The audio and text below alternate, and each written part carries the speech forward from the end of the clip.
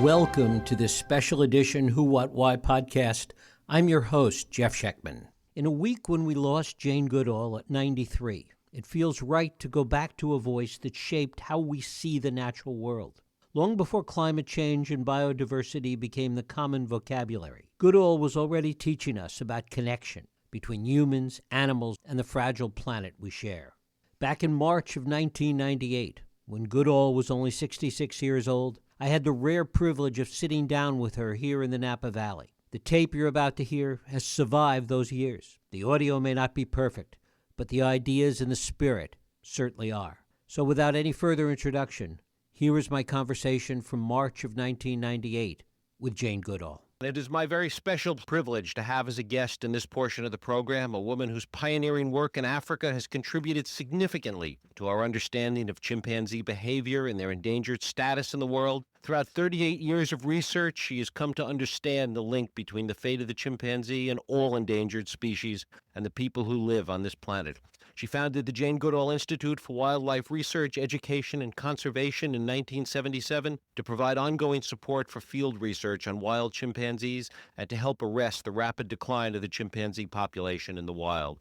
Jane Goodall, good morning. Good morning, and thank you for inviting. Well, it's a pleasure to have you here. First of all, reading up prior to our interview today and looking at the wonderful research that you've done over the past 38 years, one of the things that came to mind is that so much has happened in terms of the sciences over these past 38 years, in terms of studying genetics and DNA.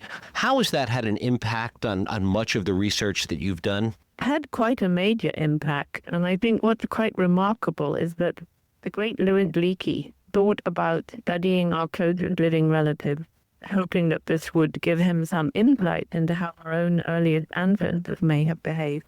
And he didn't realize how close to us chimpanzees actually are biologically. All that emerged from so many factors, including just a few weeks ago, an area in the chimpanzee brain never thought to be there before, which in us is responsible for language and cognition skills. Now, it's interesting because many of the similarities between human and chimpanzee behavior, things that scientific research has borne out in terms of similarities, and the similarity in the DNA and other scientific aspects, were really things that you were beginning to identify just from observing them some 35 years ago. Yeah, I think what's fascinating there is that when I began, I had not yet got any university degrees. That came later. And so when I began out there in the field and I identified the chimpanzees as vivid and unique personalities, and I saw how they used their mind to solve problems, and I saw how they shared emotions with us similar to those, perhaps identical, that we call happiness and sadness and despair and hope.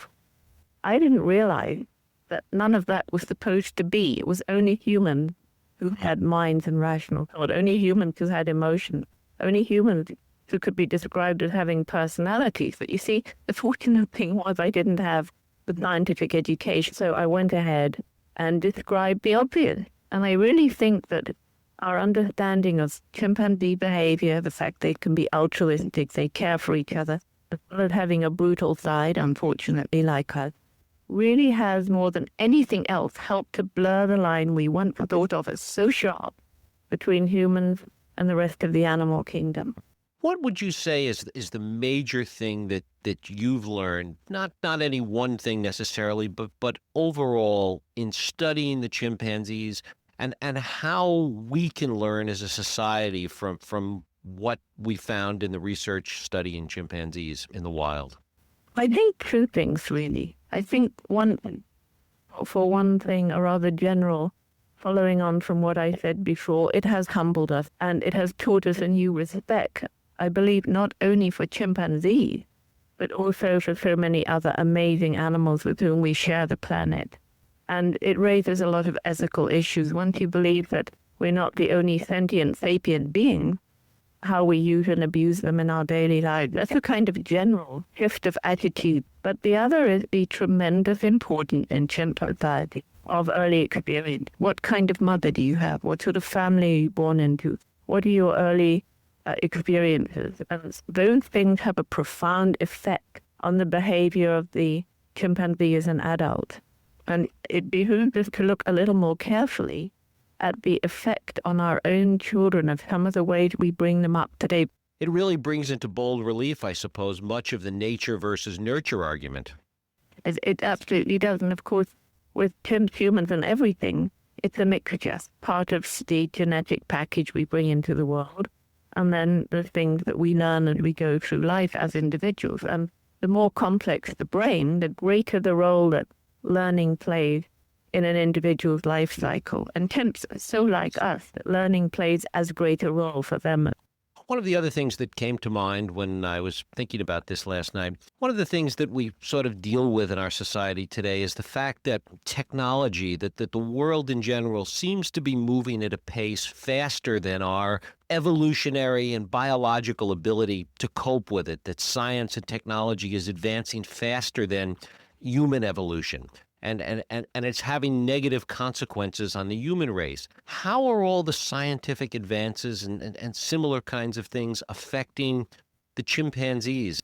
Well, I think it's a combination of what you say, the advance of technology, along with the tremendous rise in human population numbers. And these two things together are enabling us to conquer ever more of the natural world and tame it in a way, so that we can live there or that we can conduct whatever it is that we wish to gain from going to some of these places. And that is reducing the natural habitat for chimpanzees and other amazing creatures. And I think as I spend a lot of time now traveling around the world, particularly working with young people, that you realize increasingly how interconnected all these problems are. You might say, well, it's an overpopulation in certain African forests and cutting down the trees for firewood and so forth that is the biggest threat. But then we find that so many of the problems faced by the people there are initially caused by the greed and materialistic societies of the West. And that really is growing as opposed to shrinking. You know, we have the president in Africa now, which really calls into issue the fact that the African nations are trying to progress further. They do want to engage in international trade. And all of that commerce and to a certain extent greed, as you say, will become a larger part in the environment in Africa right now. It absolutely will, just as is happening in China. And it's very, very terrifying. And we smugly sit back in our Western luxury and we think, oh, how dreadful it will be if every Chinese person has a car and every African person has a car. And somehow we have to come to terms with the numbers of people on the planet, and somehow we have to work out a more equitable way of sharing the resources of the planet. I mean, we take so much. If we take a typical city in the Western world, the numbers in that city are far in excess of what we could produce from the land that the city sits on and around that city. We're taking it. We're taking it from the land of other countries. Assuming the worst case scenario, I suppose, or that population continues to grow, that commerce continues to advance, what is the future for the chimpanzees and some of the other creatures in their natural habitat in Africa? Well, we're working very hard with the local people, the people surrounding the areas of forest where chimps and other creatures live. We're trying to introduce conservation education programs, growing of trees as an agriculture, the reforestation, the prevention of erosion, working with women to improve their standards of education in the hope that, as in other parts of the world, this will reduce family size. That's being shown to happen everywhere. To have some microcredit lending program. And the people are then beginning to understand that we're all in it together. If the last of the forest goes, there's a desert. And it's not just the animals that will suffer. It's being shown again and again and again. These programs are working. These programs are meaning that the people understand why it's necessary to conserve the forest for the chimpanzee. You know, I mentioned at the beginning that you were going to be here in the Napa Valley. You're giving a lecture. You spend a lot of time speaking out on these issues, and the work of the Jane Goodall Foundation is dedicated to many of the issues that you're talking about. How much time do you get to spend these days in Africa still and studying these animals? Well, I'm actually not studying them. My job there is to maintain a research team that's doing the right things the right way, and I visit as often as I can. So much of my time in Africa now is spent visiting the various sanctuaries where we're caring for chimpanzee orphans whose mothers have been shot, either for the live animal trade, rather more frighteningly now for food. The meat trade is decimating not only the chimpanzee, but so many of the other animals of the last of the African forest. Talk a little bit about the distinction between the chimpanzees and the gorillas. Oh, well, chimpanzees biologically are closer to than they are to gorillas. A little strange, but that's biologically true, genetically true. Chimpanzees are a little bit smaller, well, quite a lot smaller. They have a very different society. They look different, they sound different.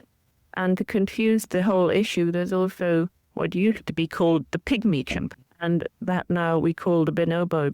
You know, in mentioning earlier the similarity in DNA, I think you say that there's 2% difference in DNA between humans and the chimpanzees.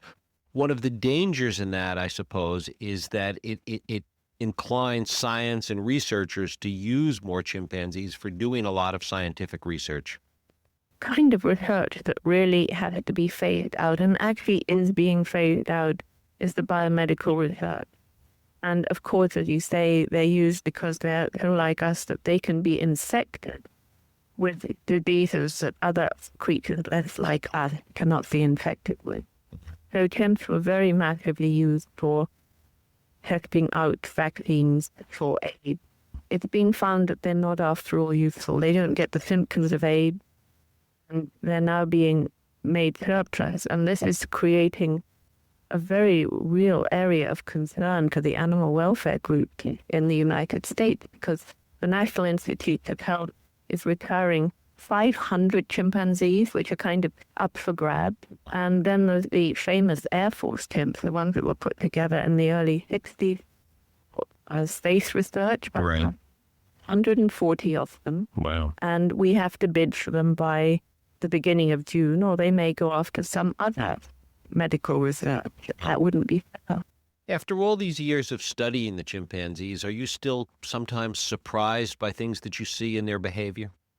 There's always little surprises. They're not the great big surprises, but when you've been studying beings who can live to be 60 years old, you find just little things that you've never seen before, like a mother, instead of having a 5-year birth interval, has a 3-year birth interval, which means basically she's looking after 2 babies at the same time. And then you get twins born, and how fascinating to see how a mother can cope with twins. It's only happened twice in 38 years. So there are all the small surprises and the puzzle. Why do some young females at adolescent leave the community they were born into and take up residence in another community, where other young females go off, mate, get pregnant, and then come home? You mentioned earlier we were talking about things that humans can learn from the way the chimpanzees raise their kids and how they develop, and we were talking about the nature versus nurture argument. What are some of the specific things that we should learn from watching the chimpanzees? One of the things that strikes me is how important it is in their society to very quickly make friends again after an aggressive incident. Particularly obvious in captive groups when they can't just go wandering off on their own, but we see it in the wild too. Take an adolescent male, terrified of this male. The big male has just strangled him. And even though he's terrified, that youngster will come up and make some kind of submissive in response to that. The aggressor reaches out and pats him, kisses him, or hugs him, and you just see social harmony instantly restored. And I think that's something that we can learn about. I think it comes back to the point you made about the advance of technology having, in a way, moved on ahead of our own evolutionary process. I think sometimes the fact that we have a sophisticated spoken language, which the chimps do not have, they can learn sign language, but they haven't developed it for them. It means that we sometimes say things in the heat of the moment, and it's harder to forget words spoken like that than it is to forget passing blood.